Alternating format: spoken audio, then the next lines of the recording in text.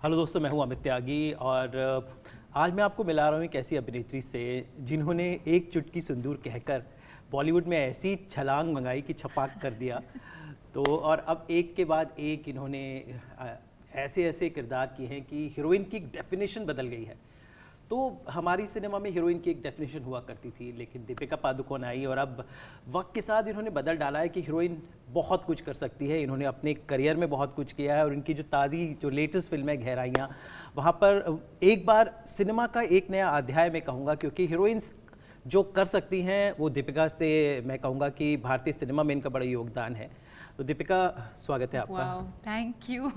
तो ये मैंने इसलिए बात कही कि जब आप आई पहली बार ओम शांति ओम में एक चुटकी सिंदूर कहा आपने, वो सिनेमा का दैट्स व्हाट सिनेमा हुआ करता था। लेकिन उसके बाद आपने फिल्में की एंड जो जिस तरह से एक हीरोइन की डेफिनेशन बदल गई है, और तो गहराइयाँ में एक बहुत मुश्किल किरदार था, मतलब जो आपने जिस तरह से उसको जिन परते पेश की, उसके बाद I think heroine is not just a glam doll, it's she is not just a glorifying object जो हुआ करती थी। हीरोइंस अब आ गई हैं एंड हीरोज़ बच के, क्योंकि हीरोइन जो कर सकती हैं वो हीरो नहीं कर सकते।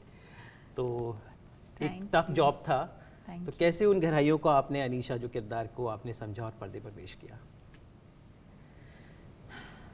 आई थिंक मैं किसी अलीशा को बिल्कुल जानती नहीं हूँ, बट आई गेस एक एक्टर का काम यही होता है कि एक स्क्रिप्ट के अंदर जो भी कैरेक्टर दिया जाता है उसको अच्छे से समझना, बार बार उसी चीज़ को पढ़ना। When you keep reading a script again and again, कुछ नया निकलता है हमेशा। तो स्क्रिप्ट को बार बार पढ़ना, इस कैरेक्टर को समझना, जो भी वो करती है इस फिल्म के अंदर वो क्यों करती है, उनके जो सर्कमस्टांसेस हैं वो समझना, उसकी जो पास्ट है वो समझना। बेसिकली इन शॉर्ट, इस कैरेक्टर को ह्यूमनाइज करना और एक रॉ और एक रियल तरीके से पेश करना, वही मेरा काम था। But at the same time, जैसे आपने कहा, वो भी सबसे मुश्किल काम था, स्पेशली ऐसे कैरेक्टर्स जो बहुत फ्लॉड होते हैं या जो ग्रे कैरेक्टर्स होते हैं, जो हमारे सिनेमा में ज़्यादा हम दिखाते नहीं हैं, और जब दिखाते हैं तो उनको बहुत एक जजमेंटल लेंस के थ्रू हम दिखाते हैं कि ये सही है, ये गलत है। और इस फिल्म में हमने वो नहीं किया है जो हम इतने सालों से करते आए हैं। तो इन कैरेक्टर्स, इन फ्लॉड कैरेक्टर्स को अलग तरीके से पेश करना विदाउट जजमेंट, समझना कि जो भी उनके चॉइसेस है वो क्यों कर रहे हैं, उनके सर्कमस्टांसेस क्या हैं, और उन चॉइसेस के जो रेपरकशंस है वो क्या है। तो आई थिंक बेसिकली इस कैरेक्टर को बहुत ज़्यादा समझना, पढ़ना, डायरेक्टर के साथ बात करना, और फिर उसको इंटरनलाइज करना, वो ही प्रोसेस था मेरा। मैंने जब उसका एनालिसिस किया तो ये लगा कि मिलेनियल्स की फिल्म है, तो मिलेनियल्स को पसंद आ रही है, उनको नहीं पसंद आई। But what kind of response have you got, especially because it's streamed and it reached to a very extremely overwhelming, और मैंने कभी इमेजिन भी नहीं किया था, या इस टीम में किसी ने इमेजिन नहीं किया था कि ये ऐसे रिस्पॉन्स होगा इस फिल्म का। और बात ये है कि लोग इसके बारे में बात कर रहे हैं, डिस्कशंस हो रहे हैं, और एज अ फिल्म मेकर और as an artist, that is what you want, वही तो हम चाहते हैं। अगर कोई अंदर जाके एक फ़िल्म देखेंगे, बाहर निकलेंगे, बोले हाँ ठीक है, अच्छी पिक्चर थी, अब अच्छी नहीं लगी, और उसके बाद अगर दी एंड है या फुल स्टॉप है, तो मतलब उसका कुछ फ़ायदा नहीं होगा मेरे ख्याल से। बट आई थिंक जब ऐसे हम फिल्म बनाते हैं और फिर उसके बारे में चर्चा होती है, लोग बात करते हैं, डिस्कशंस होते हैं फॉर एंड अगेंस्ट, नहीं मुझे ये लगा, मुझे वो लगा, आई थिंक कहीं ना कहीं you are pushing the envelope, you are pushing the conversations, and I think for us that is the biggest takeaway, क्योंकि ये हमने कभी एक्सपेक्ट नहीं किया था कि इतना लोग इसे इसे एक्सेप्ट करेंगे या अपनाएंगे। And yes of course as far as my performance is concerned, ये जो रिएक्शन मुझे मिला है मैंने कभी नहीं एक्सपेक्ट किया था, क्योंकि पीकू में भी कहीं ना कहीं मैंने एक रियलिस्टिक रोल किया है, तमाशा में किया है, ये जवानी है दीवानी में किया है, बट उसी अप्रोच को लेकर मैंने इस फिल्म में भी परफॉर्म किया है, सच्चाई से किया, दिल से किया, पर ये ऐसे रिस्पॉन्स होगा ये मैंने कभी नहीं एक्सपेक्ट किया था, कभी नहीं सोचा था। आई थिंक आपने पीकू इस फिल्मों का नाम लिया, मुझे लगता है कि इसकी शुरुआत, अगर मैं अपने आपको याद है, एक फिल्म आपने की थी लफंगे परिंदे जी। आई थिंक पहली बार वो बिल्कुल अलग था, एक वो फिल्म आई थिंक लोगों को शायद याद नहीं रहती हो, लेकिन आई थिंक आपने वहीं से शुरुआत कर दी थी कि कुछ अलग हटके करते हैं। राजीव मसन जो है क्रिटिक, जो थे क्रिटिक थे, वो हमेशा कहते थे कि उनको ये महसूस हुआ जब मैंने लफंगे परिंदे की और ब्रेक के बाद मैंने एक पिक्चर की थी, तो उनको लगा, तो उन्हें लगा कि in those films he started seeing that कुछ तो है एक चुटकी सिंदूर के पीछे कुछ तो है। तो लेकिन जब इस फिल्म की इतनी बात हो रही है, उसमें लोगों को ये था कि दीपिका पादुकोण मतलब शी इज प्रूव्ड हरसेल्फ, वो ऐसे बोल्ड रोल क्यों कर रही है, उन्हें क्या ज़रूरत है इसका, I mean people will say, but of course आपने उसको अपने जैसे आपने बताया कि स्पेशली इसके बोल्ड रोल सो कॉल्ड जो इसका कंटेंट था वो बहुत ज़्यादा चर्चा में था, but when you got the script were you aware कि ये सब इसका part होगा, तो how comfortable were you doing that? I mean of course we are exposed to now in this OTT generation, we are exposed to all kind of content, so how comfortable were you with how with those intimate scenes that were integral part of the story? So intimate scenes जब होते हैं उसमें लिखा नहीं जाता कि अब ये ऐसे होगा, but you understand as an actor there are moments between lines जो as an actor हमें समझना वो हमारा काम है, but at the same time हम इस चीज़ को एंटिसिपेट कर सकते हैं, हम विजुलाइज कर सकते हैं, इसके बारे में बात कर सकते हैं, और मेरा कोई एप्रीहेंशन नहीं था, क्योंकि मैं बहुत श्योर थी and I have immense trust in शकुन एज अ डायरेक्टर, वरना शायद मैं ये फिल्म करती ही नहीं, कि जो भी इंटीमेसी दिखाया गया है इस फिल्म के अंदर वो सेंसेशनलाइज करने के लिए या एज अ मार्केटिंग टूल इस्तेमाल नहीं किया गया था. It is being true to characters of this generation, personalities and people of this generation.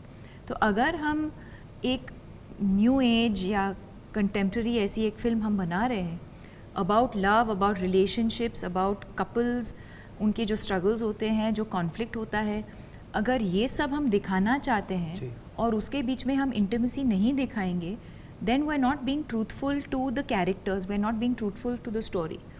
But yes, at the same time, so it was necessary for the story, but at the same time ऐसा नहीं था कि हाँ हम उसको force fit करेंगे या ज़बरदस्ती एक्टर से करवाएंगे.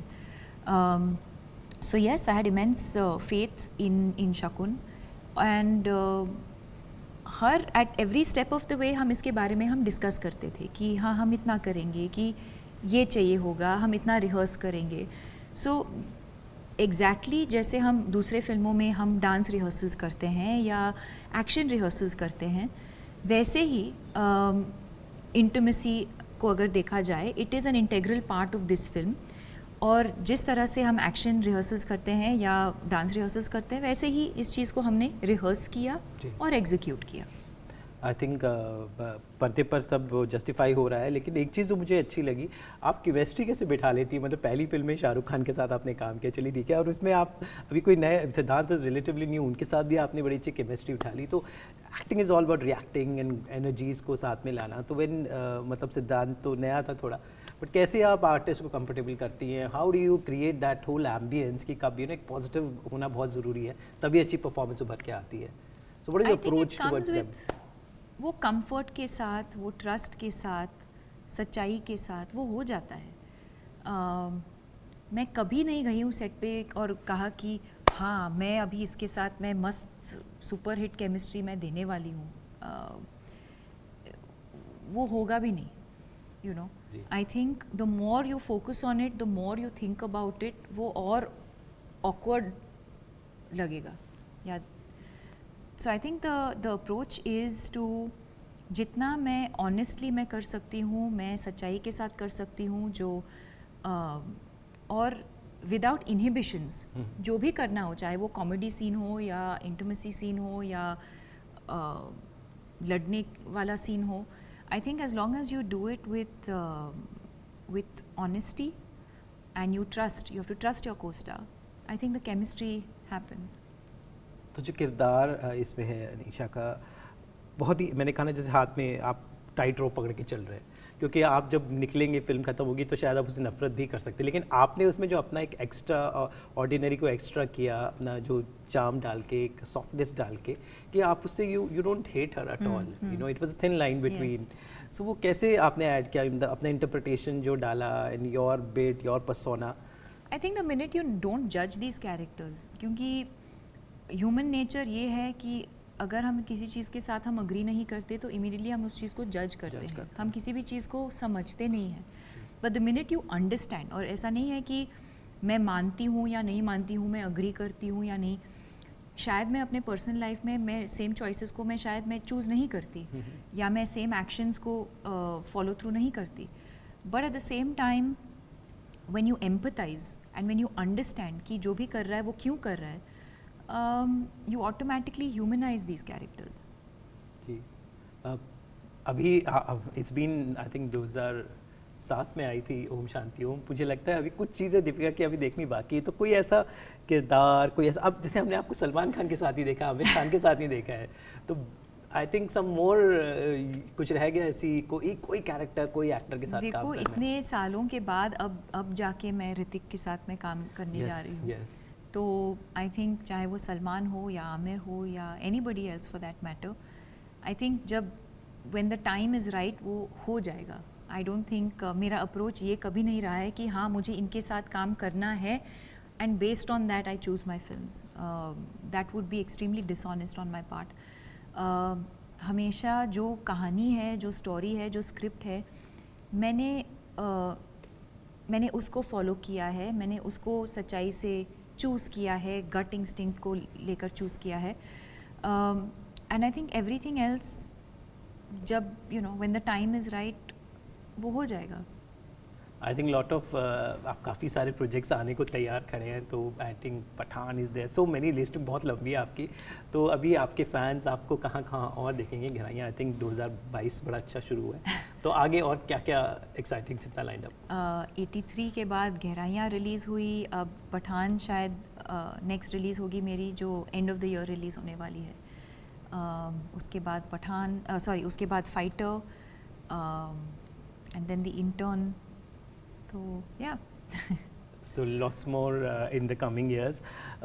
उम्मीद करते हैं दीपिका, हमेशा जैसे you shine always, you keep on shining, all the best. And उम्मीद करते हैं कि इसी तरह दीपिका और गहराइयों में जाएं और बेहतरीन कैरेक्टर्स हमें दें, और हीरोइन की जो डेफिनेशन उन्होंने डिफाइन की है, वो अभी जो एक इन्होंने दरवाज़ा खोला है आने वाली जनरेशन के लिए, मिलेनियल्स के लिए, I think much more to come. I think this is just the beginning, right? Thank you. I mean, what you're saying is a huge compliment. And whenever जब भी मैं काम करने निकलती हूँ तो ये सब सोच के मैं नहीं जाती हूँ. मैं बस हमेशा ये सोचती हूँ कि आज मैं कुछ अच्छा करूँगी, कुछ नया करूँगी, कुछ नया करने का मौका मिलेगा. How can I push the needle? How can I push the envelope?